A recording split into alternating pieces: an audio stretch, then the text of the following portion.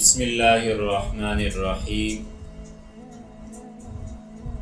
ایک بار پھر سے مسلمانوں کے ساتھ کافر غادر بطلیموس کا دھوکہ۔ پچھلے درس میں ہم نے ذکر کیا تھا کہ کافروں نے مسلمانوں سے صلح کی، لیکن خالد بن ولید رضی اللہ تعالیٰ عنہ اس صلح سے مطمئن نہیں تھے۔ اس سلسلے میں عمرو بن العاص رضی اللہ تعالیٰ عنہ کی رائے بھی معلوم کی گئی۔ تو حضرت عمرو بن العاص رضی اللہ تعالیٰ عنہ کے جواب کے آنے تک بطلیموس اور اس کے بڑے سردار گرفتار تھے۔ جب خط آیا اور صلح کی توثیق کی بات مکمل ہو گئی، حضرت خالد رضی اللہ عنہ نے بطلیموس سے انجیل و عیسیٰ فرفق کی قسمیں لے لی اور ان کو رہا کر دیا۔ ابھی حضرت خالد رضی اللہ عنہ کو اطمینان حاصل نہیں تھا، لیکن آپ نے رائے عامہ کے تحت 200 صحابہ کرام کو قلعے کے اندر بطور محافظ مقرر کیا اور واقعہ فوج اسلامیہ کو بہنسا کے براہ لے جا کر ٹھہرا لیا۔ بطلیموس ہر روز مسلمان کمانڈروں کے پاس آ کر احسان و اکرام کرتا تھا، گھاس، لکڑی اور دوسری ضروری اشیاء کا انتظام کیا کرتا تھا۔ بن عباس رضی اللہ عنہ، خالد بن ولید، مقداد بن اسود، عبدالرحمن بن ابی بکر اور زبیر بن عوام رضی اللہ عنہم کے علاوہ باقی صحابہ مطمئن ہو چکے تھے۔ 2 ماہ تک یہی کیفیت رہی اور بطلیموس نے قلعہ میں پھر سامان رسد مکمل کر لیا۔ اس کے بعد اس نے اپنے معتمد جرنیلوں سے مشورہ کر کے غداری کا فیصلہ کر لیا۔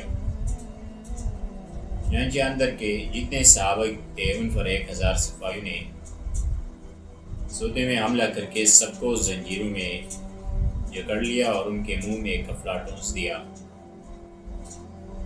تاکہ بول کر کسی کو متوجہ نہ کر سکے۔ پھر بطلیموس ملعون نے عام حملہ کا حکم دے دیا۔ ایک شدید شور اٹھا اور عظیم معرکہ برپا ہو گیا۔ حضرت زبیر رضی اللہ عنہ خواب سے اٹھے تو فرمایا کہ دشمن نے ہم سے غداری کی۔ حضرت اسماء رضی اللہ عنہ بھی میدان میں کود پڑی، جو مکمل پردے میں لڑ رہی تھی۔ بادشاہ بطلیموس دائیں بائیں مسلمانوں کو کاٹ رہا تھا۔ خالد رضی اللہ عنہ نے آ کر کہا، اے مسلمانوں، میں نے تو کہا تھا لیکن تم نے میری بات نہ سنی۔ حضرت زیاد اور آپ کا بھائی حبار اور دیگر صحابہ ایک قلعے کی طرف ہو کر مقابلہ کرنے لگے کہ اتنے میں رومیوں کے ایک دستے نے ان سب کا احاطہ کیا اور گھیرے میں لے لیا۔ یہ سب حضرات سخت لڑائی لڑنے کے بعد شہید ہو گئے۔ حضرت زیاد رضی اللہ عنہ اور حضرت حبار اہل بیت سے تھے۔ شدید لڑائی جاری تھی کہ اسلام کی بہادر مائیں میدان میں نکل آئی۔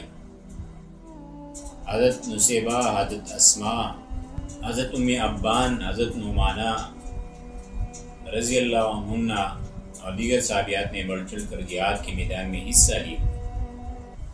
حضرت خالد رضی اللہ عنہ نے تازہ حملہ کیا، ان کے میمنوں کو میسرہ اور قلب لشکر کو قسم کر کے رکھ دیا، تب وہ باغ پر مجبور ہو گئی اور قلعہ بند ہو کر ان 200 قیدی صحابہ کو لے کر فصیل پر چڑھا دیا اور مسلمانوں کے سامنے سب کے گردنیں اڑا دی۔ ملعون بطلیموس کے اس فعل پر صحابہ کرام انتہائی مشتعل ہوئے اور سخت غمگین ہوئے۔ خالد رضی اللہ عنہ اپنے کمانڈروں کے ساتھ معرکے کے مقام پر آئے تو دیکھا حضرت زیاد رضی اللہ عنہ میدان میں پڑے ہیں اور ان کے جسم پر نیزہ کے 20 اور تلوار کے 40 زخم آئے ہیں، اور اس کے ساتھ ہی ان کا بھائی حبار وقار کے ساتھ پڑے ہیں، جس کے جسم میں تلوار کے 20 زخم لگے ہیں اور ایک زخم ران پر لگا تھا، جس سے ران کٹ کر ایک جگہ پڑی تھی۔